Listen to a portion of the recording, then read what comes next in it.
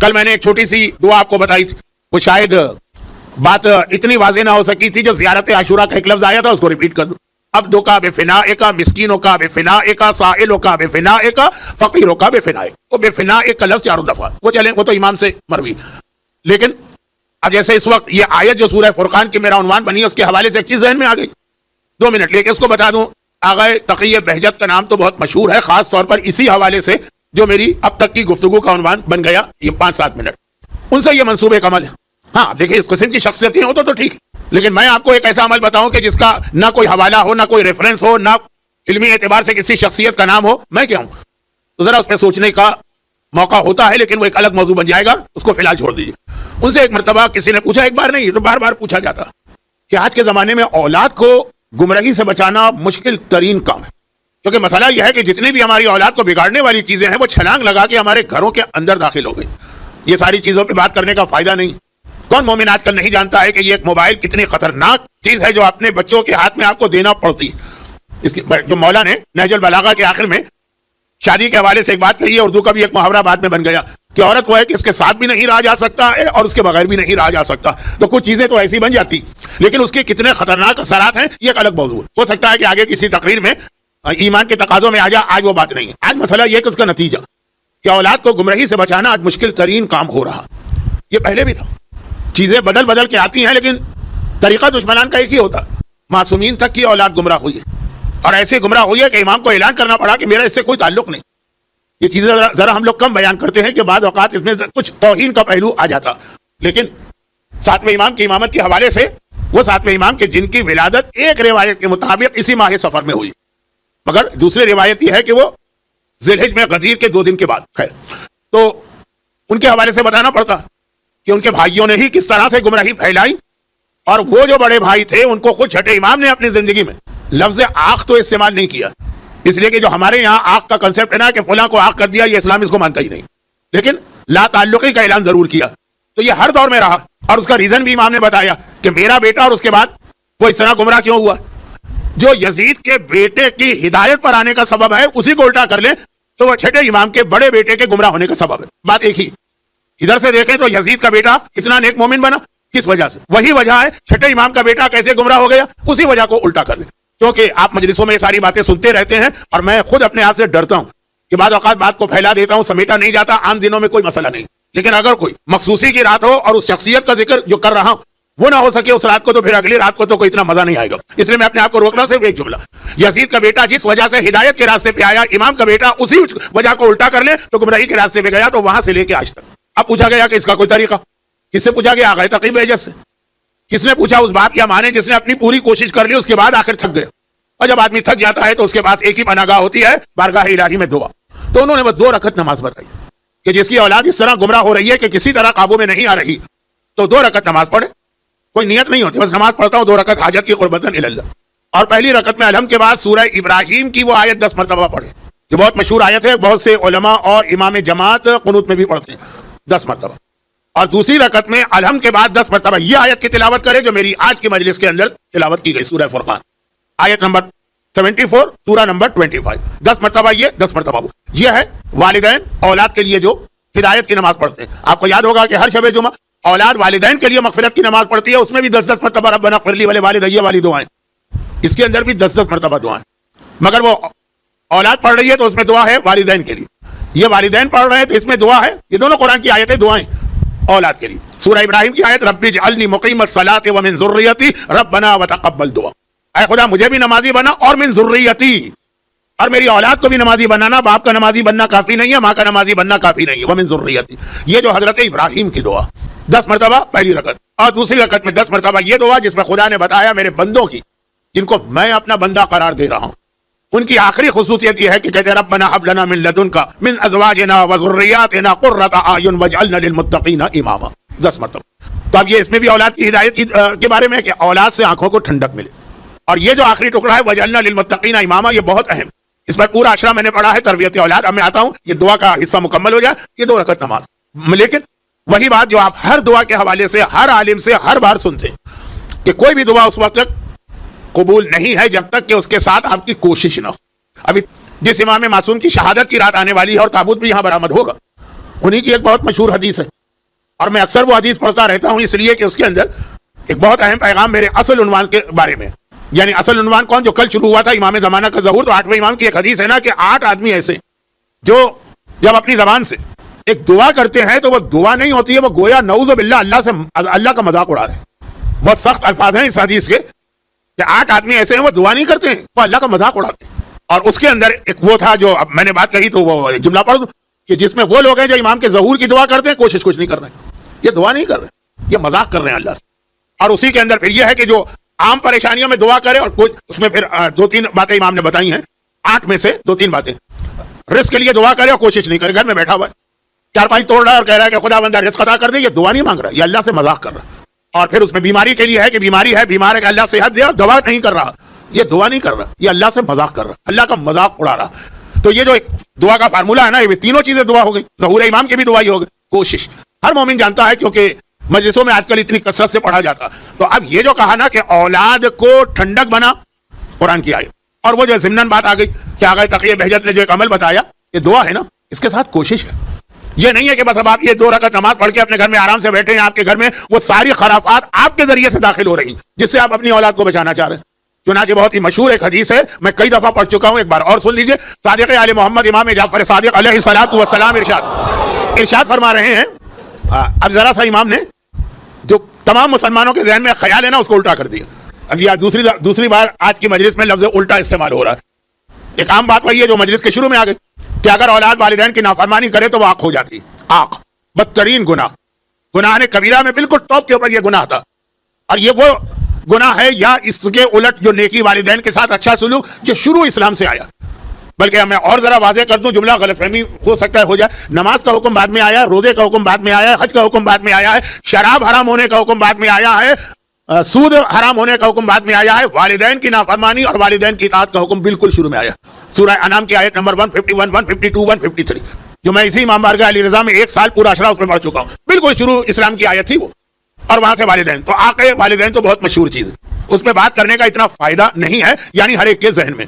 ہاں، میں نے جو ایک لفظ کہا نا، ذرا اس کو واضح کر دوں، آق کیا نہیں جاتا، آق ہو جاتا، آق کیا نہیں جاتا۔ ایسا نہیں ہے کہ باپ کہے کہ میں نے اس کو آق کیا، یا ماں کہے کہ میں نے اس کو آق کیا۔ اگر وہ یہ کہہ رہے ہیں کہ آق کیا ہے اور اولاد کا کوئی قصور نہیں ہے، ان کے کہنے کا کوئی فائدہ نہیں۔ بعض اوقات ایسا بھی ہوتا ہے، ایسی باتوں پہ آق کر دیتے ہیں کہ جس کا نہ عقلاً نہ شرعاً نہ قانوناً کوئی جواز بنتا، لیکن آق کر دی ذرا سی بات پر۔ کیونکہ میں نے تو خود جوانی میں بہت بھگتا ہے اس بات کو، اپنی بات نہیں کر رہا ہوں، کیونکہ جب میں جس زمانے میں درس دیتا تھا، جی اماں بہت ناراض ہیں کہ اگر تم نے نکاح کے موقع پہ سونے کی انگوٹھی نہیں پہنی تو میں آنکھ کر دوں گی۔ کبھی ہمارے یہاں اس کے بدلے دوسرا لفظ استعمال ہوتا ہے کہ دودھ بھی نہیں بخشوں گی۔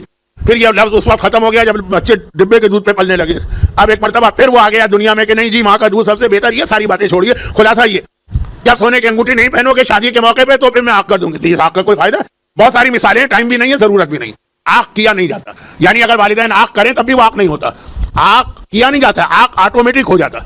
والدین آنکھ نہیں کر رہے ہیں پھر بھی یہ بیٹا آنکھ ہو جاتا۔ آنکھ کا دار و مدار اس بات پر ہے کہ یہ اپنے والدین کے ساتھ حسن سلوک کر رہا ہے کہ نہیں کر رہا۔ میں تو جانتا ہوں ایسی اولادوں کو جو اپنی ماں کو اذیت و تکلیف پہنچا رہے ہیں، ماں ان کے لیے نہ بد دعا کرتی ہے نہ آنکھ کرتی ہے، لیکن وہ آنکھ ہو گئے خود بخود۔ اور اسی طرح جو میں نے الٹی مثال دی کہ کوئی غلط کام نہیں کر رہا ہے بیٹا، بھائی داڑھی رکھنے پر کتنے باپ نے اپنی اولاد کو آنکھ کر دیا، یا حجاب کرنے پر کتنی ماؤں نے اپنے والدین نے اپنی بیٹیوں کو آنکھ کر دیا، تو آنکھ نہیں ہوں گی۔ تو جو میں نے کہا نا کہ تصور غلط ہے کہ جی آنکھ کیا فلاں صاحب، ان کے آنکھ کرنے کا کوئی فائدہ نہیں ہے، ان کے آنکھ نہ کرنے کا کوئی فائدہ نہیں۔ والدین کی اولاد کی طرف سے کوتاہی ہے تو خود بخود آنکھ ہو جائے گی، اولاد کی طرف سے کوئی کوتاہی نہیں ہے، لاکھ والدین کہتے رہے وہ آنکھ نہیں ہوگی، لیکن یہ آنکھ پہ کچھ زیادہ بات ہو گئی ہے۔ اب آئیے وہ لفظ جو امام نے الٹا کر دی۔ امام معصوم ارشاد فرما رہے ہیں کہ آنکھ والدین تو تم نے سنا ہے، لیکن کیا تمہیں پتا ہے کہ بہت سے والدین ایسے ہیں جو آنکھ اولاد ہوتے ہیں، وہ آنکھ ہو جاتے ہیں۔ اچھا، پاکستان میں یہ تماشے شروع ہو گئے، باپ نے مثلا بیٹے کی خواہش پوری نہیں کی، اس نے جنگ اخبار میں اشتہار دے دیا کہ میں نے اپنے باپ کو آنکھ کر دیا۔ یہ والی اس نان سینس کی بات نہیں کر رہا ہوں، امام نے کہا کہ آنکھ ہو جاتے ہیں۔ تو اولاد کا ایک حق ہے نا، بلکہ اگر یہ کہوں تو غلط نہیں ہے کہ اولاد کا حق پہلے آتا ہے، والدین کا حق بعد میں آتا ہے، یعنی پہلے والدین کی ذمہ داری اولاد کا۔ وہ حدیث مشہور ہے، میں زیادہ بات کو پھیلانا نہیں چاہتا، جلدی سے موضوع پر آ جاؤں۔ اور وہ یہ کہ راوی نے چونک کے پوچھا مولا یہ کیا ہوتا ہے آنکھ اولاد؟ امام نے کہا یہ ہوتا ہے کہ قیامت کے دن بہت سے لوگ گناہگار ایسے بھی ہوں گے کہ جب ان سے پوچھا جائے گا کہ تم نے یہ گناہ کیے جہنم میں جاؤ، کچھ کہنا چاہتے ہو؟ وہاں قیامت کے دن وہ خوف، وہ ڈر، وہ اپنی جگہ پر، لیکن اتنا جہاں پہ اللہ فیصلے کر رہا ہے وہاں کا ماحول اتنا پرسکون ہوگا کہ ہر بندے میں یہ ہمت پیدا ہوگی کہ وہ اللہ سے بحث بھی کرے اور جھوٹ بھی بولے۔ تبھی تو وہ ہاتھ پاؤں یہ ساری چیزیں گواہی دیں گی کہ خدا بندہ جھوٹ بول رہا ہے. چیزوں کو سمجھانے کی ضرورت تو نہیں ہے نا. وہاں لکھا ہوا ہے کہ نامحرم کو بری نیت سے دیکھتا تھا, وہ کہے گا نہیں دیکھتا تھا. اس کی آنکھ کہے گی کہ یہ جھوٹ بول رہا ہے, اس نے مجھے استعمال کیا اس گناہ میں. تو خلاصہ یہ ہے کہ ماحول اتنا پرسکون ہوگا اور اتنا نرمی کا ہوگا کہ اس مجرم کو یہ کہنے کی ہمت پڑ رہی ہے کہ یہ غلط, تیرے فرشتوں نے غلط لکھا. لیکن اس کے اندر ہر گناہگار کے گناہ کی سزا سنانے کے بعد اس سے یہ بھی کہا جائے گا کہ یہ جو تم نے گناہ کیا سزا سنائی گئی تو تمہیں کچھ اس پر دلیل, ایکسکیوز, جواز کچھ لانا. کئی روایتوں میں نا کہ خدا بندہ لا عذر, قیامت کے دن میرے پاس کوئی عذر نہیں ہوگا اپنے گناہ کا. یہ لوگ کہیں گے ہمارے پاس اس کی دلیل, ایک جواز ہے, ایک عذر ہے. وہ کیا خدا بندہ ہم مانتے ہیں یہ سارے گناہ ہم نے کیے, مانتے ہیں, لیکن اس کے اندر برابر سے ذمہ دار ہیں ہمارے باپ اور ماں, والدین بھی. اور تیرے عدل کا تقاضا یہ ہے کہ اگر ایک جرم دو نے مل کے کیا ہے تو دونوں کو سزا ملے. کیا کہتے ہیں انگریزی میں ایک لفظ ہے نا, مجھے انگریزی نہیں آتی, سلیکٹو جو ہے ججمنٹ یا سلیکٹو انصاف, کہ ایک جرم دو نے کیا اس کو سزا دیں, اس کو سزا نہ دیں. کہا جائے گا اچھا تمہارے والدین نے تمہیں اس گناہ میں انوالو میں کہا, اور لے کر آؤ ان کے والدین کو. یہ بھی اللہ کی طرف سے ایک فیسلٹی ہر گناہگار کو قیامت میں ہوگی. حتیٰ بعض روایتوں میں تو اتنا سخت جملہ ہے کہ ممبر پہ پڑھتے ہوئے بھی گھبراہٹ ہوتی کہ اگر کسی نے کہہ دیا کہ خدا بندہ مجھے تو پتہ ہی نہیں تھا کہ یہ بھی مسئلہ اسلام میں, پیغمبر کو بلایا جائے گا, پیغمبر اے حبیب یہ کہہ رہا ہے کہ اس کو نہیں معلوم تھا کہ یہ چیز بھی اسلام میں حرام ہے, تم نے یہ حکم پہنچایا تھا کہ نہیں پہنچایا تھا. یعنی اس طرح سے اللہ اس دن فیصلہ کرے گا کہ آخر میں مجرم خود مان لے گا کہ ہاں اب میرے پاس کوئی ایکسکیوز, کوئی جواز نہیں ہے, واقعا میں گناہگار. اسی لیے غدیر کے خطبے کے شروع میں پیغمبر نے ایک جملہ کہا تھا کہ جو کچھ اللہ کی طرف سے آیا ہے وہ سارے احکام میں نے تم تک پہنچائے, تم گواہی دے رہے ہو کہ نہیں دے رہے ہو. مجمع نے گواہی دی تھی. یہ قیامت کے اس جواب کی تیاری ہے. نعوذ باللہ رسول کو ضرورت نہیں ہے, لیکن یہ بتانا کہ قیامت کے اندر پیغمبر تک کو بلایا جائے گا کہ یہ کہہ رہا ہے اس کو پتہ ہی نہیں تھا. مثلا بہت چھوٹی سی مثال دے رہا ہوں, اس بچی کہہ رہی ہے مجھے پتہ ہی نہیں تھا کہ بہنوئی سے بھی پردہ واجب ہے, ابھی تم نے یہ پیغام پہنچایا تھا کہ نہیں پہنچایا تھا. اگر پتہ چلے نعوذ باللہ نعوذ باللہ نعوذ باللہ پیغمبر یہ چیز بتانا بھول گئے, اس بچی سے کہا جائے گا جاؤ جنت. اور پیغمبر سے, یہ فرضی مثال میں نے بنائی ہے. تو خلاصہ یہ ہے کہ والدین بولو, والدین آج کیوں بلایا خدا بندہ, ہمیں کس سے بلایا؟ کہا تمہاری اولاد کمپلین کر رہی کہ تم نے ان پر ظلم کیا. کیا ظلم کیا؟ والدین چونک گئے, اچھل پڑے. خدا بندہ ہم نے کوئی ظلم نہیں کیا, ہم نے ان کو بہترین کھانا عطا کیا, ہم نے ان کو بہترین لباس دیا, ہم نے ان کو بہترین مکان دیا. ان کو بنانے کی خاطر ہم صحراؤں کی خاک چھانتے رہے, 60 ٹیمپریچر کے اندر کام کرتے رہے تاکہ اس کی زندگی بن جائے. اور یہ کیسے کہہ رہے ہیں کہ ہم نے ظلم کیا؟ خدا وہاں تو یہی ہوگا. اچھا چلو, جن لوگوں نے, جن اولاد نے کمپلین کی تھی تم جواب دو. انہوں نے کہا خدا بندہ یہ سب صحیح کہہ رہے, واقعا اس نے ہماری دنیا بنانے کے لیے اتنی قربانی دی, ہم مانتے ہیں اپنے باپ اور ماں کی قربانیوں. حتیٰ یہ کہ امریکہ کینیڈا سے ہم کو اعلیٰ ترین ڈگری دلا کے بہترین جگہ سیٹ کر دیا. مگر یہ ان سے پوچھ لے کہ ہماری آخرت بنانے کے لیے انہوں نے کیا کیا, کتنا دین ہمیں سکھایا, کتنا دین کے اوپر ہمیں عمل کروایا. 18 سال کا بچہ ہو جائے پھر دین پہ عمل نہیں کروا سکتے آپ, جب وہ ابھی ماں کے پیٹ میں ہے وہاں سے دین پہ عمل شروع ہوتا ہے. یہ حدیث آپ نے کتنی بار سنی ہے, میں تفصیل میں نہیں جا رہا. خدا بندہ ان سے پوچھ, کھانا تو دیا, بہترین کپڑے تو دیے, آج کل تو برانڈیڈ چیز, آئی فون 15 ہے 16 ہے مجھے نہیں پتا, وہ تک منگوا کے دیا. لیکن کچھ سکھایا کہ واجبات کیا ہے, کچھ سکھایا کہ حرام کیا ہے خود. اچھا سکھانے کا مطلب کیا ہے؟ وہی جو رسول کا طریقہ ہے. سورہ یونس کی آیت, سورہ یونس میں پیغمبر اپنے رسالت کو جب کافروں کے سامنے پیش کر رہے ہیں تو اس کی آیت یہ فقط لبثت فیکم, کہ دیکھو میں تمہارے درمیان 40 سال رہ چکا ہوں, جو تمہیں پیغام دے رہا ہوں پہلے میں نے اس پہ عمل کیا ہے پھر تم سے کہہ رہا ہوں. یہی والدین کی ذمہ داری اولاد کے لیے آتی ہے. موضوع کچھ اور بنتا چلا گیا, واپس میں آتا ہوں. تو امام نے فرمایا کہ یہ والدین جنہوں نے اپنی اولاد کی دنیا بنانے کے لیے ساری قربانیاں دی, دین کے لیے کوئی کام نہ کیا, اللہ کہے گا تم آقے اولاد ہو گئے.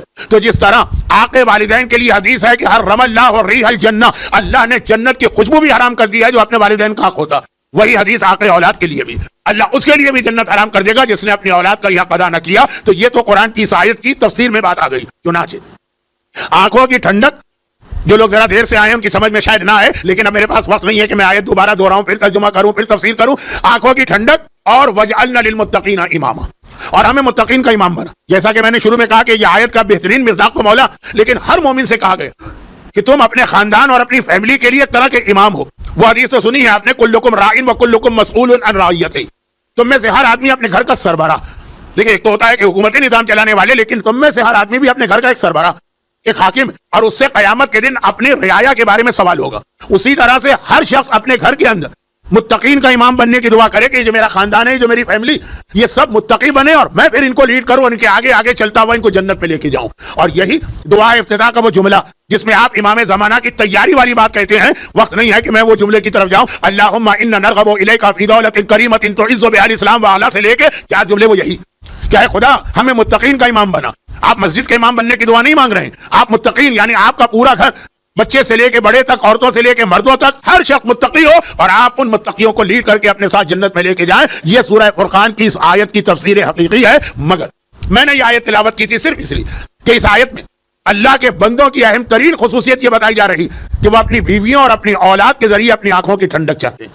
اور جس گھر میں رباب نہ ہو اس گھر میں حسین کا دل نہیں لگتا، اور جس گھر میں سکینہ نہ ہو اس گھر میں حسین کا دل نہیں لگتا. اور اب آئیے یہاں پہ ایک مختصر سا جملہ کہوں جس پہ ایک الگ اشرا ہو سکتا لیکن وقت نہیں ہے. امام معصوم عربی کا ایک محاورہ ہے، کہاوت ہے فعل الحکیم لا یخلو عن حکمت. جو صاحبان حکمت ہوتے ہیں، جو اردو والا حکیم نہیں ہے جو دوائیاں بیچتے ہیں، یہ سورہ جمعہ والا حکیم ہے، وَيُعَلِّمُهُمُ الْكِتَابَ وَالْحِکْمَةَ. تو عربی کا ایک محاورہ ہے، بلکہ بعض علماء کہتے ہیں یہ مولا کی حدیث ہے، لیکن مجھے یہ کنفرم نہیں کہ جو بھی عقل مند ہے، دانشمند ہے، دانشور ہے، صاحب عقل ہے، اس کا کوئی کام بھی حکمت سے خالی نہیں ہوتا. چھوٹے سے چھوٹا کام بھی کرے اس میں کوئی نہ کوئی مسئلہ ہے تو فائدہ. حسین کا کربلا کے میدان میں سکینہ کو لے جانا، اگرچہ اس کے لیے میں پہلے تو وہ واقعہ پڑھتا ہوں جو ہر سما کا واقعہ ہے 10ویں امام والا، لیکن وقت نہیں آج میرے پاس. کہ جب گرمی کے موسم میں اور صحرا سے گزرتے ہوئے امام نے کہا کہ کمل لو، جیکٹیں لو، لحاف لو، تو شکیں لو. یہ میں شاید بہت پرانا لفظ استعمال کر گیا. گرمی 60 ڈگری کا ٹیمپریچر، ڈیزرٹ سے جا رہے ہیں اور امام کہہ رہے ہیں یہ سامان لے کے جاؤ. ہر سما کا مشہور واقعہ. پھر پتا چلا کہ امام نے اتنی گرمی میں اتنی شدید سردی کا سامان کیوں منگوایا. 10ویں امام کی ولادت کے موقع پر بھی یہ واقعہ میں پڑھتا ہوں، شہادت پہ بھی، اور میں تو ایک طالب علم ہوں، علماء سے آپ سنتے رہتے ہیں. امام کا ہر عمل کوئی حکمت ہوتی. بس یہ یاد رکھیے گا کہ اس پورے جہاد کربلا میں ایام اعظم میں جو آپ تذکرہ سن رہے ہیں، حسین نے اپنے اس جہاد کی کامیابی کے لیے دو ایسی شخصیتوں کا انتخاب کیا کہ آج بھی اگر حسین کا جہاد اس طرح دنیا کے سامنے، اس میں ان دو کا رول بہت اہم ہے. اب جو جملہ کہہ رہا ہوں اس کو توہین مت سمجھیے گا، توہین نہیں. یہ دو سے میری مراد عباس نہیں ہے، اکبر نہیں ہے، قاسم نہیں ہے، حبیب ابن مظاہر نہیں ہے، حر نہیں. یہ دو شخصیت، ایک کربلا کا ششماہا علی اصغر اور ایک زندان شام کی ننھی بچی سکینہ.